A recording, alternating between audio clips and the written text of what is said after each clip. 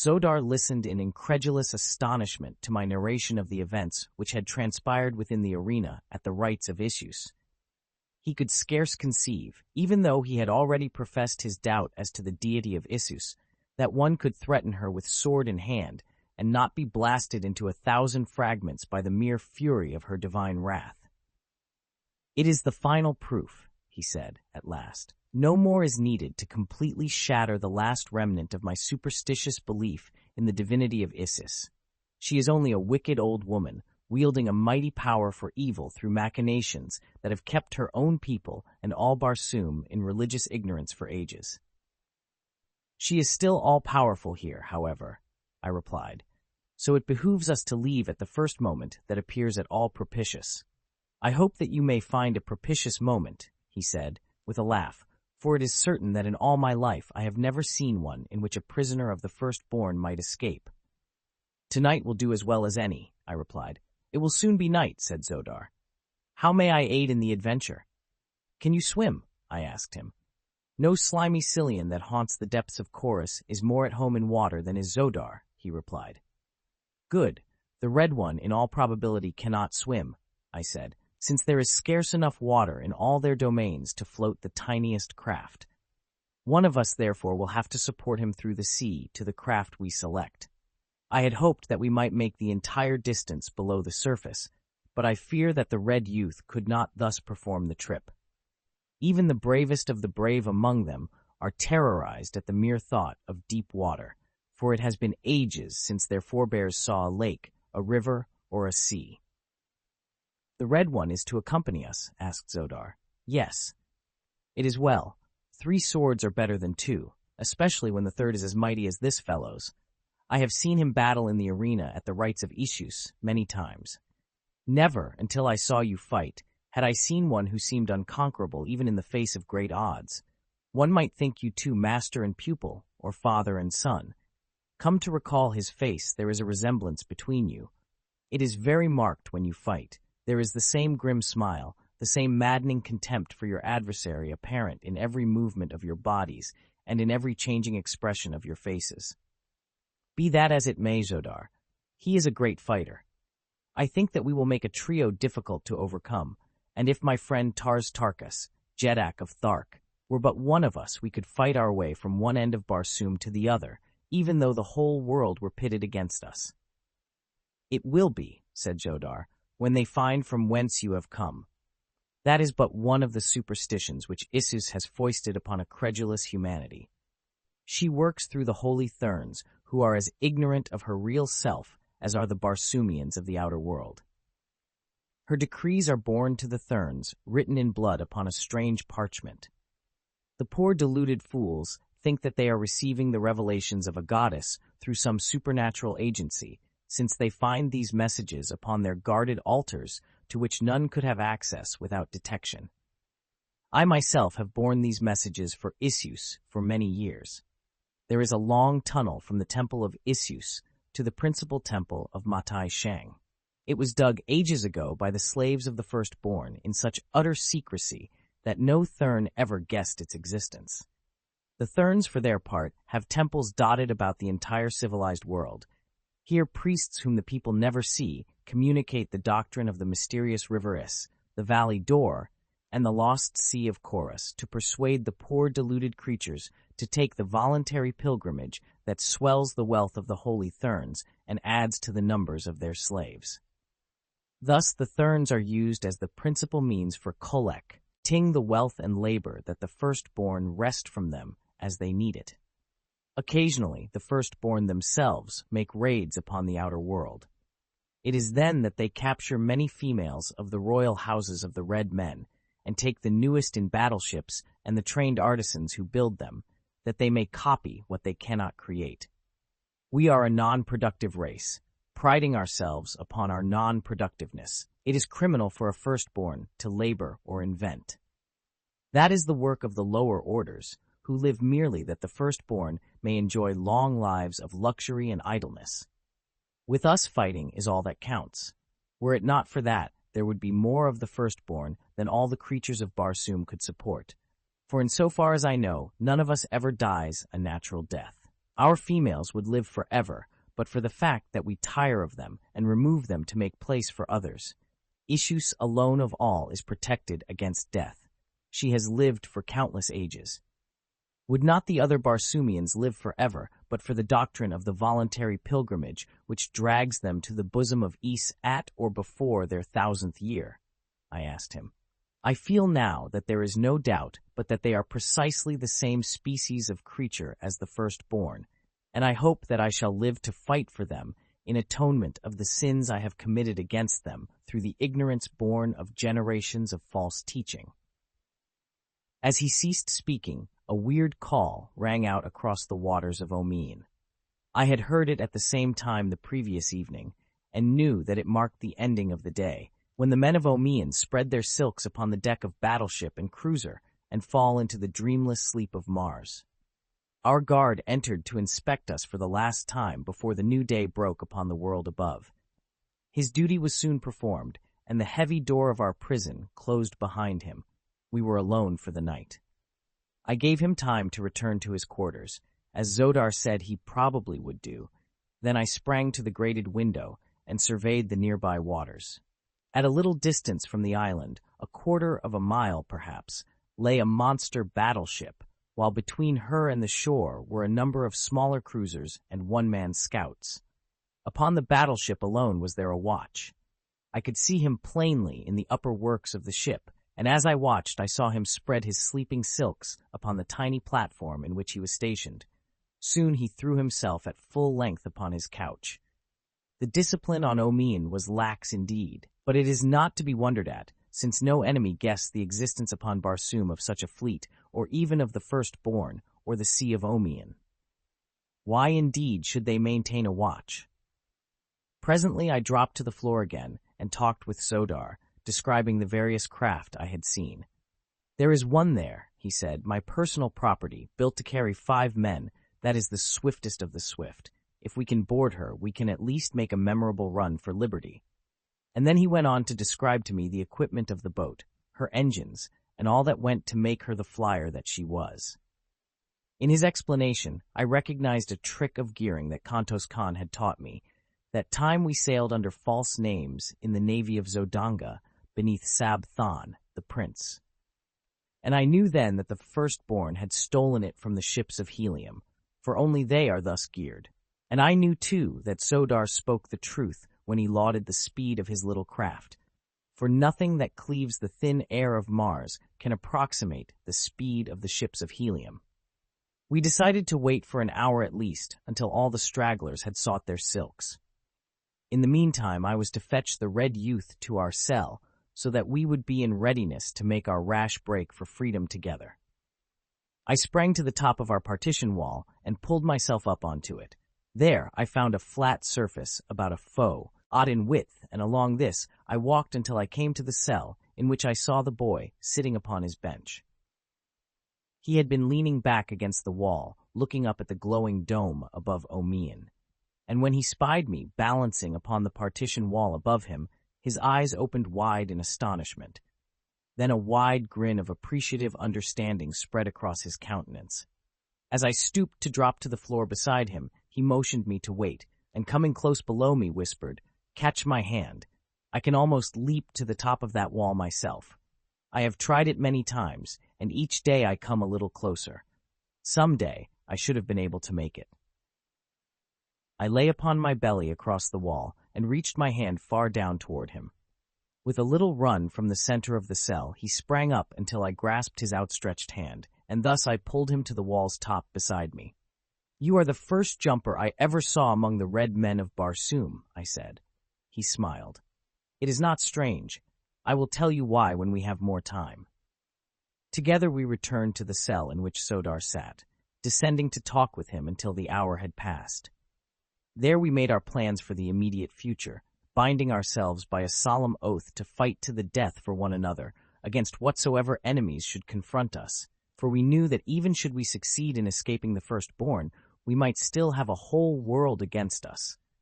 The power of religious superstition is mighty. It was agreed that I should navigate the craft after we had reached her, and that if we made the outer world in safety, we should attempt to reach Helium without a stop. "Why helium?" asked the red youth. "I am a prince of helium," I replied. He gave me a peculiar look, but said nothing further on the subject. I wondered at the time what the significance of his expression might be, but in the press of other matters it soon left my mind, nor did I have occasion to think of it again until later. "Come," I said at length, "now is as good a time as any. Let us go." Another moment found me at the top of the partition wall again, with the boy beside me. Unbuckling my harness, I snapped it together with a single long strap, which I lowered to the waiting Zodar below. He grasped the end and was soon sitting beside us. "How simple," he laughed. "The balance should be even simpler," I replied. Then I raised myself to the top of the outer wall of the prison, just so that I could peer over and locate the passing sentry. For a matter of 5 minutes I waited, and then he came in sight on his slow and snail-like beat about the structure. I watched him until he had made the turn at the end of the building, which carried him out of sight of the side of the prison that was to witness our dash for freedom. The moment his form disappeared, I grasped Zodar and drew him to the top of the wall. Placing one end of my harness strap in his hands, I lowered him quickly to the ground below. Then the boy grasped the strap and slid down to Zodar's side. In accordance with our arrangement, they did not wait for me, but walked slowly toward the water, a matter of 100 yards, directly past the guardhouse filled with sleeping soldiers. They had taken scarce a dozen steps when I too dropped to the ground and followed them leisurely toward the shore. As I passed the guardhouse, the thought of all the good blades lying there gave me pause. For if ever men were to have need of swords, it was my companions and I on the perilous trip upon which we were about to embark. I glanced toward Zodar and the youth and saw that they had slipped over the edge of the dock into the water. In accordance with our plan, they were to remain there, clinging to the metal rings which studded the concrete-like substance of the dock at the water's level, with only their mouths and noses above the surface of the sea, until I should join them. The lure of the swords within the guardhouse was strong upon me, and I hesitated a moment, half inclined to risk the attempt to take the few we needed. That he who hesitates is lost proved itself a true aphorism in this instance, for another moment saw me creeping stealthily toward the door of the guardhouse. Gently, I pressed it open a crack, enough to discover a dozen blacks stretched upon their silks in profound slumber. At the far side of the room, a rack held the swords and firearms of the men. Warily, I pushed the door a trifle wider to admit my body. A hinge gave out a resentful groan. One of the men stirred, and my heart stood still. I cursed myself for a fool to have thus jeopardized our chances for escape, but there was nothing for it now but to see the adventure through. With a spring as swift and as noiseless as a tiger's, I lit beside the guardsman who had moved. My hands hovered about his throat, awaiting the moment that his eyes should open. For what seemed an eternity to my overwrought nerves, I remained poised thus.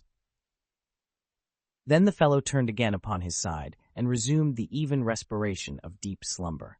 Carefully, I picked my way between and over the soldiers until I had gained the rack at the far side of the room. Here I turned to survey the sleeping men. All were quiet. Their regular breathing rose and fell in a soothing rhythm that seemed to me the sweetest music I ever had heard. Gingerly, I drew a long sword from the rack. The scraping of the scabbard against its holder as I withdrew it sounded like the filing of cast iron with a great rasp, and I looked to see the room immediately filled with alarmed and attacking guardsmen. But none stirred. The second sword I withdrew noiselessly, but the third clanked in its scabbard with a frightful din. I knew that it must awaken some of the men at least, and was on the point of forestalling their attack by a rapid charge for the doorway, when again, to my intense surprise, not a black moved.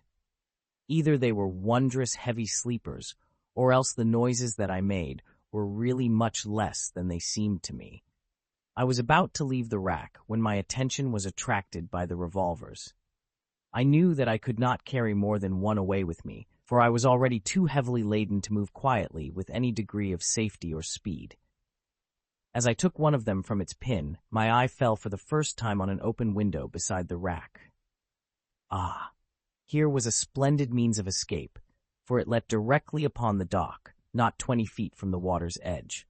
And as I congratulated myself, I heard the door opposite me open, and there, looking me full in the face, stood the officer of the guard.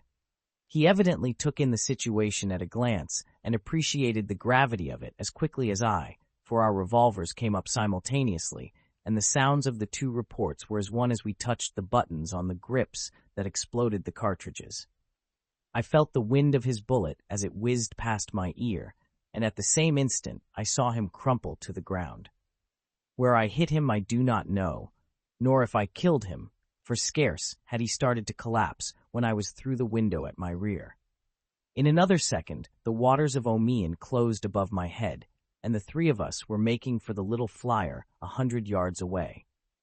Sodar was burdened with the boy, and I with the three long swords.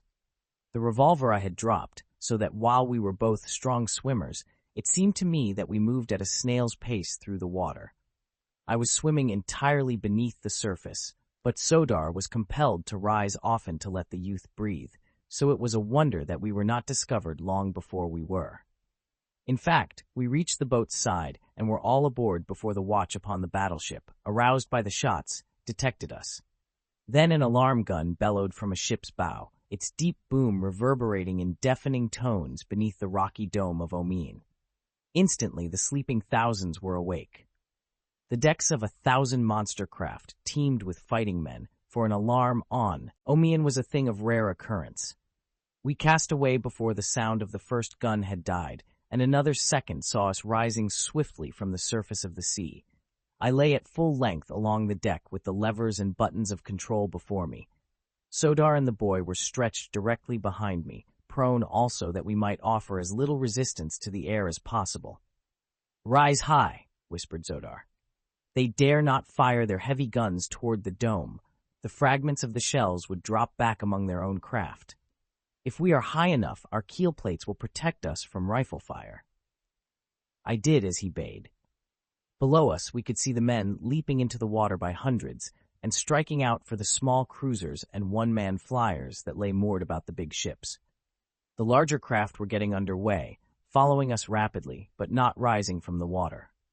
"A little to your right," cried Sodar, "for there are no points of compass upon Omian where every direction is due north." The pandemonium that had broken out below us was deafening. Rifles cracked, officers shouted orders, men yelled directions to one another from the water and from the decks of myriad boats, while through all ran the purr of countless propellers cutting water and air. I had not dared pull my speed lever to the highest for fear of overrunning the mouth of the shaft that passed from Omian's dome to the world above. But even so, we were hitting a clip that I doubt has ever been equaled on the windless sea. The smaller flyers were commencing to rise toward us when Sodar shouted, "The shaft! The shaft!" dead ahead, and I saw the opening, black and yawning in the glowing dome of this underworld. A 10-man cruiser was rising directly in front to cut off our escape. It was the only vessel that stood in our way, but at the rate that it was traveling, it would come between us and the shaft in plenty of time to thwart our plans. It was rising at an angle of about 45 degrees dead ahead of us, with the evident intention of combing us with grappling hooks from above as it skimmed low over our deck. There was but one forlorn hope for us, and I took it. It was useless to try to pass over her, for that would have allowed her to force us against the rocky dome above, and we were already too near that as it was. To have attempted to dive below her would have put us entirely at her mercy, and precisely where she wanted us. On either side, 100 other menacing craft were hastening toward us. The alternative was filled with risk. In fact, it was all risk, with but a slender chance of success. As we neared the cruiser, I rose as though to pass above her, so that she would do just what she did do, rise at a steeper angle to force me still higher. Then, as we were almost upon her, I yelled to my companions to hold tight, and throwing the little vessel into her highest speed, I deflected her bows at the same instant until we were running horizontally and at terrific velocity straight for the cruiser's keel. Her commander may have seen my intentions then, but it was too late. Almost at the instant of impact, I turned my bows upward, and then with a shattering jolt, we were in collision. What I had hoped for happened. The cruiser, already tilted at a perilous angle, was carried completely over backward by the impact of my smaller vessel. Her crew fell twisting and screaming through the air to the water far below, while the cruiser, her propellers still madly churning, dived swiftly head foremost after them to the bottom of the Sea of Omin. The collision crushed our steel bows, and notwithstanding every effort on our part, came near to hurling us from the deck. As it was, we landed in a wildly clutching heap at the very extremity of the flyer, where Sodar and I succeeded in grasping the handrail, but the boy would have plunged overboard had I not fortunately grasped his ankle, as he was already partially over. Unguided, our vessel careened wildly in its mad flight, rising ever nearer the rocks above. It took but an instant, however, for me to regain the levers, and with the roof barely 50 feet above, I turned her nose once more into the horizontal plane and headed her again for the black mouth of the shaft. The collision had retarded our progress, and now 100 swift scouts were close upon us. Sodar had told me that ascending the shaft, by virtue of our repulsive rays alone, would give our enemies their best chance to overtake us, since our propellers would be idle, and in rising, we would be outclassed by many of our pursuers. The swifter craft are seldom equipped with large buoyancy tanks, since the added bulk of them tends to reduce a vessel's speed. As many boats were now quite close to us, it was inevitable that we would be quickly overhauled in the shaft and captured or killed in short order. To me, there always seems a way to gain the opposite side of an obstacle. If one cannot pass over it, or below it, or around it, why then there is but a single alternative left, and that is to pass through it. I could not get around the fact that many of these other boats could rise faster than ours by the fact of their greater buoyancy, but I was nonetheless determined to reach the outer world far in advance of them, or die a death of my own choosing in event of failure. "Reverse!" screamed Sodar behind me. "For the love of your first ancestor." At best, it was but a slender cord that held us from destruction, and I think that I steered that night more by intuition and blind faith than by skill or reason. We were not long in the shaft, and possibly the very fact of our enormous speed saved us, for evidently we started in the right direction, and so quickly were we out again that we had no time to alter our course. Omin lies perhaps 2 miles below the surface crust of Mars. Our speed must have approximated 200 miles an hour, for Martian flyers are swift, so that at most we were in the shaft not over 40 seconds. We must have been out of it for some seconds before I realized that we had accomplished the impossible. Black darkness enshrouded all about us. There were neither moons nor stars. Never before had I seen such a thing upon Mars, and for the moment I was nonplussed. Then the explanation came to me. It was summer at the South Pole. The ice cap was melting, and those meteoric phenomena, clouds, unknown upon the greater part of Barsoom, were shutting out the light of heaven from this portion of the planet. Fortunate indeed it was for us, nor did it take me long to grasp the opportunity for escape which this happy condition offered us. Keeping the boat's nose at a stiff angle, I raced her for the impenetrable curtain which nature had hung above this dying world, to shut us out from the sight of our pursuing enemies.